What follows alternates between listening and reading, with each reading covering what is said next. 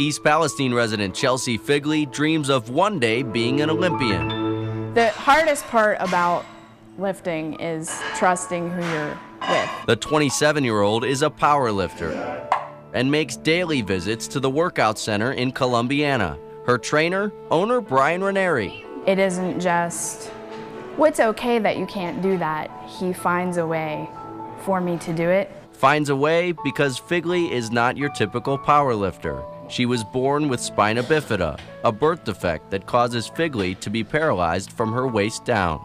Even whenever people try to include me, I still feel very different.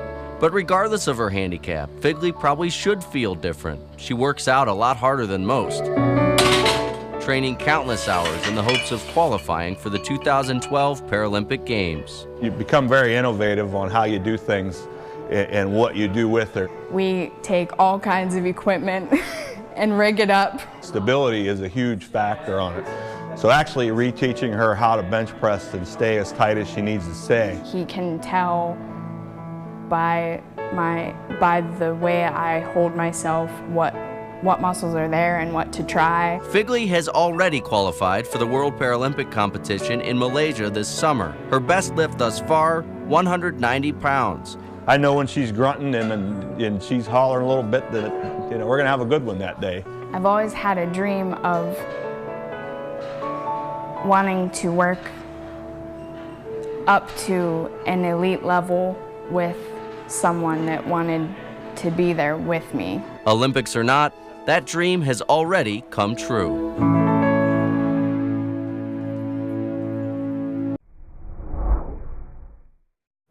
Please get a playbook today. On the field, Mark Brungard is a winner. 3 national championships as a quarterback with Youngstown State. 3 playoff appearances in 4 years as head football coach at Poland. I don't gain a sense of greater identity in being a winning coach. No, in fact, it's Sundays that provide the foundation for Mark Brungard's sense of identity. It might not have been whether the high definition was coming in or not on their television screen, or why they didn't have reception on their cell phone, but they had things to worry about, you know? Coaching is what I do, but who I am, that comes from my faith in Christ. That comes from, my family and my friends in this church. Give me Jesus. Whether it's here at church with this playbook or out on the football field with his players, Mark Brungard's message is the same. Am I doing something that matters? Am I doing something that counts? There's a lot of things in this world that are like the offensive lineman. They're humble positions. Nobody sees it. Nobody gives it credit. And when we lose a game, we lost the game. The sun's going to come up tomorrow. If we win a game, that's all we did was win a game. My will or thy will. Brungard, along with Poland head softball coach Reed Lamport, formed Church of the Rock. It started in 1999. The same year, both were assistant football coaches on the Bulldogs' last state title team. I don't use my position there to just, kind of bully my beliefs, certainly. But I think if you live your life, people see. Think of the happiest, most excited feeling you've ever felt. And that's never going away.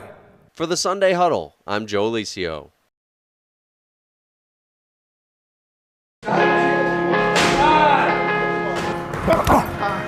Don't turn it, don't turn it. Catch him down the middle. Everybody thinks that big gratification, when we won the world title, the big gratification was I took a kid that was 9 years old and took him to the middleweight championship of the world. How you gonna get big laying down on the machine, man? You're supposed to be working. I'm not starting. Lazy. We're really tough on these kids. I do a lot of hollering. Look at me. Bing, bing, bing. Now you're closer. Bing. It's like raising your kids. You could be really, really, really strict at home and you can have a really good kid and all you gotta do is give them that eye and they'll know what you mean by just that look. Sometimes you get in that ring and you get lackadaisical. And everything we worked at, I sit there and I go like, he's gonna yell at you like your parents would yell at you, but he still loves you at the end of the day. And no matter what he says, even though he means it, he still means well and all he wants to do is just help you out. Listen, you may get clocked, but you gotta find out. You gotta find out what works and what don't work. You fall, you're gonna jump right into something. You gotta know when to pick them up, put them down, And I've learned that throughout a lot of mistakes. You know, you make a lot of mistakes in this sport. Jack talked to me about all my problems. Jack help me out when I need something. And Jack just be there for me like a father. That's why I love him so much. When they get in the ring and they struggle with trying to throw that left hook, and finally one day they get it, and it's, you know, it's like that kid throwing his first touchdown pass. You look at him, you smack him on the head a little bit, and you tell him good job, and that's all he's been waiting for. All right, go run.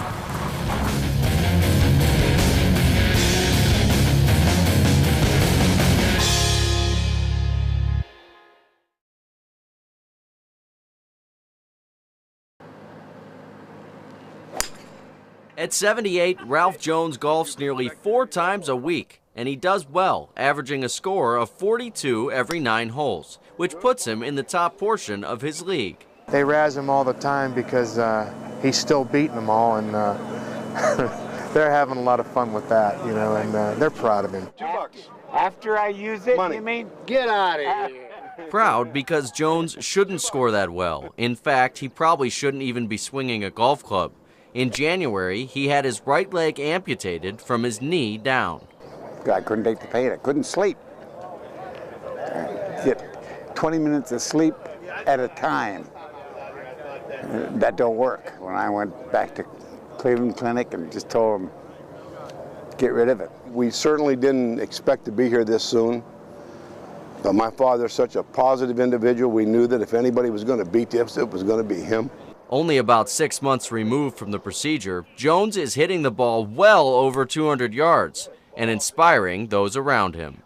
It's just unbelievable to see somebody go through this and to know that you really can overcome it and go. His next goal is not to limp. I can assure you, once he sets his mind to something, he will do it. I've seen a lot of people a lot worse off than me.